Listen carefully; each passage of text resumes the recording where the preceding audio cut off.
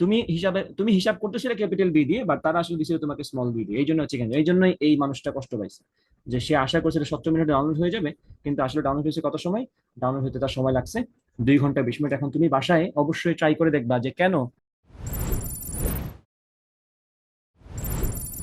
এখন আসে আরেকটা টপিক, যেটা ইম্পর্টেন্ট টপিক বলা যায়, যেটা থেকে পরীক্ষায় তোমাদের এমসিকিউ তে প্রশ্ন চলে আসতে পারে। ব্যান্ডউইথ এই শব্দটা শুনছো হয়তো। ব্যান্ডউইথ বেড়ে গেছে, ব্যান্ডউইথ কমে গেছে, ব্যান্ডউইথের দাম বাড়িয়ে দিয়েছে সরকার, ব্যান্ডউইথের দাম সরকার কমাই দিছে, এই জন্য আমাদের এখন ইন্টারনেটের স্পিড বেড়ে গেছে। অথবা বিল কমাই দিছে। এখন এখন আমি আগে ধরো 2000 টাকা দিয়ে যাই পাইতাম, এখন আমি মেবি 800 টাকা দিয়ে সেই স্পিড পেয়ে যাই, কারণ ব্যান্ডউইথের দাম কমে গেছে এখন। ব্যান্ডউইথ বলতে কি বোঝায় খেয়াল করবা। প্রতি সেকেন্ডে, এটা কিন্তু একটা জাস্ট ম্যাথমেটিক্যাল ইনফরমেশন, যেটা থেকে তোমাদের ম্যাথমেটিক্যাল প্রশ্ন সিকিউতে, সরি এমসিকিউতে আসে। প্রতি সেকেন্ডে যে পরিমাণ ডাটা এক স্থান থেকে অন্য স্থানে স্থানান্তরিত হয়, প্রতি সেকেন্ডে যে পরিমাণ ডাটা, এইটুকুই তোমার জন্য যথেষ্ট। মানে ডেটা পার সেকেন্ড, এখানে সিম্পল হিসাব হচ্ছে ডেটা পার সেকেন্ড, এই হচ্ছে তোমার ব্যান্ডউইথের হিসাব। ডেটা বলতে কি, ডেটা বলতে তো আমাদের ওই যে আমরা তো ডেটা পাঠাই কিভাবে, এমবি হিসাব করে পাঠাই, অথবা কিলোবাইট হিসাব করে পাঠাই, গিগাবাইট হিসাব করে পাঠাই, সেটাই।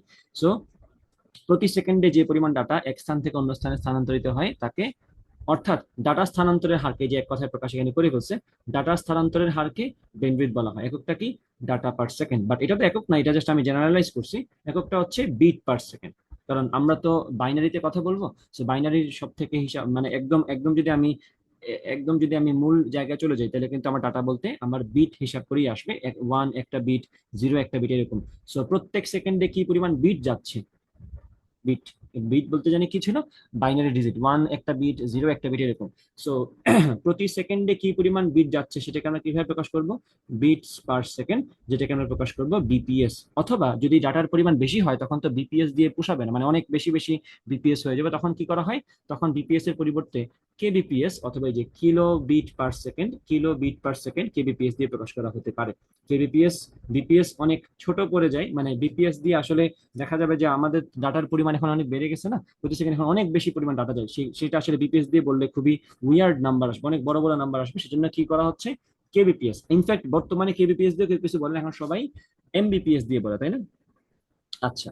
সো এখানে একটা কথা, আমি একটা জিনিস ক্লিয়ার করি, সেই কথাটা একটু বলে দিলে ভালো হয়। সেটা হচ্ছে বিভিন্ন ইন্টারনেট প্রোভাইডার, এই যে এখানে এমবারআইটি আছে, এরোনেট আছে, আর সিলেটের লিঙ্কট্রি আছে, আর অনেকগুলো আছে। সো তাদের প্যাকেজের, দেখবা প্যাকেজের ইনফরমেশন এভাবে দেওয়া থাকে যে 12 এমবিপিএস এখন 500 টাকায়, অথবা 30 এমবিপিএস এখন 600 টাকা, এরকম ভাবে বলা থাকে কিন্তু। সো এই যে আমরা যখন নিজেরা যখন কোনো একটা কিছু ডাউনলোড করি, বা দেখি যে একটা একটা ভিডিওর সাইজ হচ্ছে, মনে করে দেখা গেল আমরা দেখলাম ভিডিও সাইজ হচ্ছে এমবি, 400 এমবি। আমরা এমবি কে যেভাবে ট্রিট করি, বা আমরা 400 এমবি বলতে আমাদের মাথায় যে একটা আসে যে এটা একটু মোটামুটি বড় সাইজের একটা ফাইল। অথবা যখন দেখি একটা ফাইলের সাইজ হচ্ছে 900, মনে করো 65 এমবি, যথেষ্ট বড় ফাইল, তাই না? তো আমরা যখন দেখি যে 965 এমবি, তখন আমাদের মাথায় কিন্তু একটা আইডিয়া আসে যে এত বড় ফাইল আমাদের ডাউনলোড করতে হবে, বা নিতে হবে, ট্রান্সফার করতে হবে। এই যে এমবি, আর ইন্টারনেট কোম্পানি যে এমবিপিএস বলে, সেই দুইটা এমবি কিন্তু সেম না। ওরা যখন বলে, দেখবা ওদের কথার মধ্যে দেখবে এইভাবে বলবে, ওরা ওরা বলবে 20 এমবিপিএস, ঠিক আছে? কিন্তু আমরা আসলে এই জিনিসটা খেয়াল করি না। ওরা কিন্তু লিখে স্মল বি দিয়ে, আর আমরা কিন্তু কল্পনা করি ক্যাপিটাল এম দিয়ে। মানে ওরা হিসাব করে আসলে ক্যাপিটাল দিয়ে, একটু খেয়াল করবা।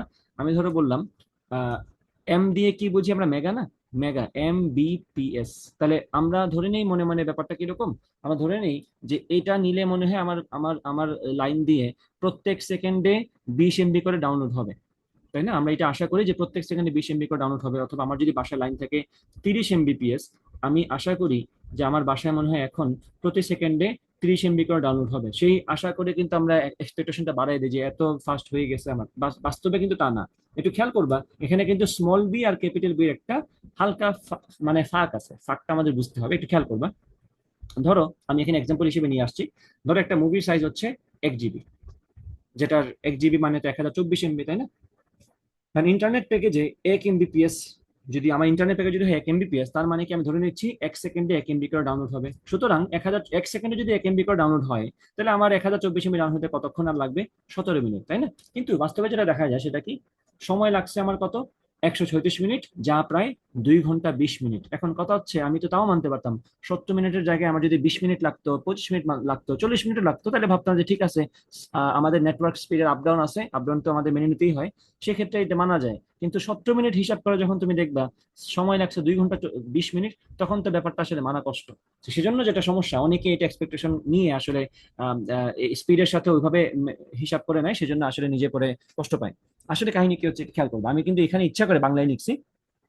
ইন্টারনেট কোম্পানি যে এমবিপিএস লিখে, সে কিরকম ভাবে লিখে, মেগা বিট পার সেকেন্ড। আর আমরা মনে মনে, এই যে আমি বলছি না আমার আমার মুভির সাইজ 1 জিবি, এটা কিন্তু আমি এমবি, যে এটা এটা আমার হিসাবটা আসলে এটা ক্যাপিটাল এম, তো অবশ্যই মেগার জন্য। আর এখানে দেখবে বড় হাতের বি থাকবে। এই বড় হাতের বি আর এই ছোট হাতের বি মধ্যে কিন্তু পার্থক্য আছে। ইন্টারনেট সার্ভিস প্রোভাইডার যখন বলে তখন সে বলে এমবি, আর আমি যখন নিজে নিজে কল্পনা করি এমবি বলে মুখ দিয়ে, তখন আমি মনে মনে হিসাব করে আসলে এম ক্যাপিটাল বি। একটু খেয়াল করবা, আমরা এটা চ্যাপ্টার 3-তে পড়ছিলাম যে 1 বাইট সমান 8 বিট। সো বাইটকে প্রকাশ করা হয় ক্যাপিটাল বি দিয়ে, আর বিটকে প্রকাশ করা হয় স্মল বি দিয়ে। তারা যখন বলে, তারা কিন্তু স্মল বিতে বলে, তারা যখন বলে 30 এম স্মল বিপিএস, তারা আসলে আমরা যেটাকে এমবি বলে থাকি সেই এমবির 8 ভাগের 1 ভাগ বলে। অর্থাৎ তারা যখন বলতেছে 30 এম বিট পার সেকেন্ড, তুমি সেটাকে 8 দ্বারা ভাগ করলে যেটা, সেটা তুমি পাবা আসলে ক্যাপিটাল বিতে। অর্থাৎ 30কে তুমি 8 দ্বারা ভাগ করে দেখো তো কত আসে। 30কে তুমি 8 দ্বারা ভাগ করে দেখো তো কত আসে। এটা কত আসতেছে, 3.75। অর্থাৎ তুমি আসলে মূলত পাচ্ছ 3.75 এম ক্যাপিটাল বিপিএস। এই যে তুমি আসলে পাচ্ছ, তোমার যে মনের মধ্যে যে এমবি আছে, সে এমবি পাচ্ছ তুমি মাত্র 3.75। এই জন্য তোমার প্রতি সেকেন্ডে 3.75 এমবি করে ডাউনলোড হচ্ছে। এটা কিন্তু মোটেও স্মল বিটটা না। তুমি হিসাব করতেছিলে ক্যাপিটাল বি দিয়ে, বাট তারা আসলে দিছিল তোমাকে স্মল বি দিয়ে। এই জন্য হচ্ছে কেন, এই জন্যই এই মানুষটা কষ্ট পাইছে, যে সে আশা করছিল 70 মিনিটে ডাউনলোড হয়ে যাবে, কিন্তু আসলে ডাউনলোড হয়েছে কত সময়, ডাউনলোড হতে তার সময় লাগছে 2 ঘন্টা 20 মিনিট। এখন তুমি বাসায় অবশ্যই ট্রাই করে দেখবা যে কেন তার 2 ঘন্টা 20 মিনিট লাগছে। হিসাবটা এমনিই পেয়ে যাবা, কারণ সে যা হিসাব করছে তার 8 গুণ সময় কিন্তু লাগবে। তো 17 × 8 কত হয়, 136 মিনিট। ঠিক আছে, ওই 136 মিনিটটাই আসলে 2 ঘন্টা 20 মিনিট। এটা আসলে একদম বাস্তবসম্মত। তারা কিন্তু কোনো কিছু ভুল বলে না, তারা বলার সময় এমবি বলে, আমরা 1 এমবি ভাবে, তারা আরেক এমবি বোঝায়। এই হচ্ছে কাহিনী আর কি। সো 8 দ্বারা ভাগ করতে হবে।